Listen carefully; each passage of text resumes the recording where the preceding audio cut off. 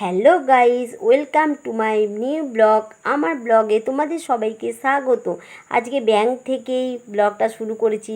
Lunch খেয়ে কাজ করছিলাম, বাড়ি ফিরে কিছু কাজ করছিলাম। কাজ করার পরে সিজা বায়না করছিল ফুচকা খাবে, সেই জন্য আমি আলুটা সেদ্ধ চাপিয়ে দিলাম, প্রেসার কুকারে চাপিয়ে দিলাম যাতে তাড়াতাড়ি হয়। তারপর পেঁয়াজটা আমি কেটে নিলাম, পেঁয়াজগুলো ছোট্ট ছোট্ট করে কুচি কুচি করে কেটে নিলাম। তারপরে তেঁতুল জলটা তৈরি করার জন্যে বোতল থেকে জল নিয়ে নিলাম, আর তেঁতুলটা তার মধ্যে দিয়ে ভালো করে চটকে নিয়ে গুলে মাখছিলাম।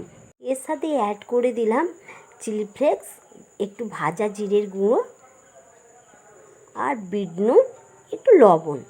আর একটা জিনিস তোমাদের দেখাতে ভুলে গেছি বন্ধুরা, ওর মধ্যে একটু আমি লেবুর রসও অ্যাড করে দিয়েছিলাম যাতে টেস্ট বাড়ে আর খেতে দারুণ হয়, সুস্বাদু।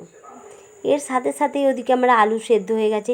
প্রেসার থেকে আমি আলু তাড়াতাড়ি করে তুলে নিয়ে গরম গরম আলু খুব কষ্ট করেই আমি মাখলাম। এরপর আলুটা মাখার পর তার মধ্যে সর্ষের তেল, বিট নুন, লবণ, ভাজা জিরের গুঁড়ো, চিলি ফ্লেক্স আর একটু লেবুর রস ভালো করে দিয়ে তার মধ্যে ছোলা, কাঁচা পেঁয়াজ দিয়ে ভালো করে মাখলাম। এত সুন্দর খেতে হয়েছে, জাস্ট বন্ধুরা তোমাদের কি বলবো। দোকানে খাওয়ার থেকে বাড়িতে খাওয়ার মজাটাই আলাদা আছে। বাড়িতে সব রকম খেলেও শরীরও অসুস্থ হবে না, অথচ শরীর ঠিক থাকবে, খেয়েও তৃপ্তি পাবে। আর আমার মেয়ে তো খুবই ভালোবাসে খেতে, আমি যেন বাড়িতেই ওকে বানিয়ে দিই বেশিরভাগ। দেখতেই পাচ্ছ বন্ধুরা, মাখাটা জাস্ট অসম হয়েছে, এত সুন্দর হয়েছে কি বলবো, বলে বোঝাতে পারবো না।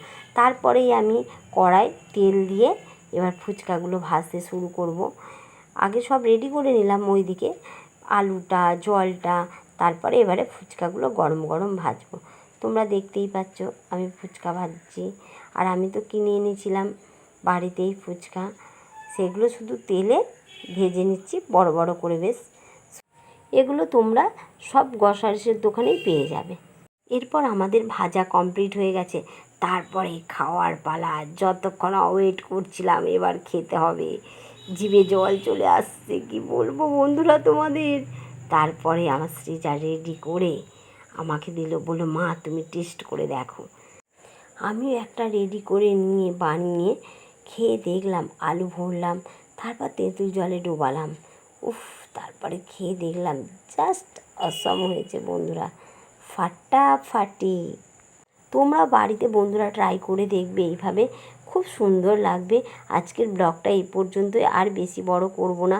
আর সব শেষে একটা সস দিয়ে খেয়ে দেখলাম কেমন লাগে, সুন্দর লাগছিল। ভালো লাগলে লাইক, কমেন্ট, শেয়ার করতে ভুলো না বন্ধুরা।